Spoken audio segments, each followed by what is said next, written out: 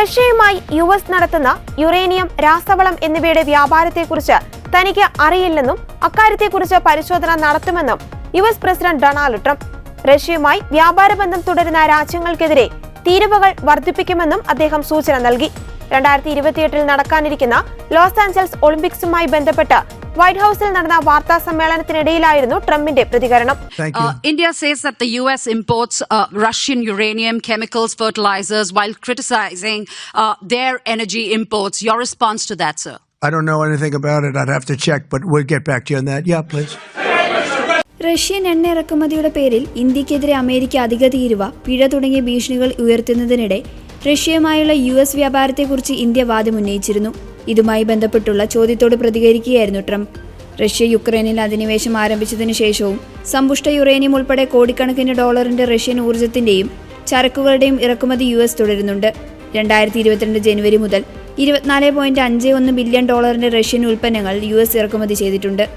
2024 മാത്രം 1.27 ബില്യൺ ഡോളറിന്റെ വളവും 624 മില്യൺ ഡോളറിന്റെ യുറേനിയവും പ്ലൂട്ടോണിയവും ഇറക്കുമതി ചെയ്തിട്ടുണ്ട്.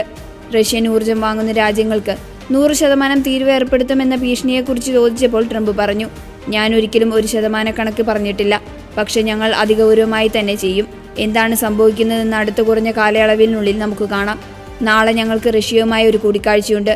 എന്താണ് നടക്കാൻ പോകുന്നതെന്ന് കാണാനിരിക്കുകയാണെന്ന് ട്രംപ് പറഞ്ഞു.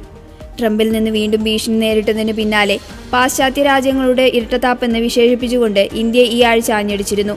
റഷ്യൻ എണ്ണ വാങ്ങുന്നത് തുടരുന്നതിനാൽ ഇന്ത്യയിൽ നിന്നുള്ള ഇറക്കുമതിക്ക് നിലവിൽ 25% തീരുവ അടുത്ത 24 മണിക്കൂറിൽ ഗണ്യമായി വർദ്ധിപ്പിക്കുമെന്ന് ചൊവ്വാഴ്ച ട്രംപ് മുന്നറിയിപ്പ് നൽകിയിരുന്നു. റഷ്യയിൽ നിന്നുള്ള എണ്ണ ഇറക്കുമതിക്ക് മേലുള്ള തീരുവ ഗണ്യമായി വർദ്ധിപ്പിക്കുന്ന ട്രംപിന്റെ പ്രഖ്യാപനത്തിനെതിരെ മുൻ UN അംബാസിഡർ നിക്കി ഹേലി ചൊവ്വാഴ്ച രംഗത്തെത്തിയിരുന്നു.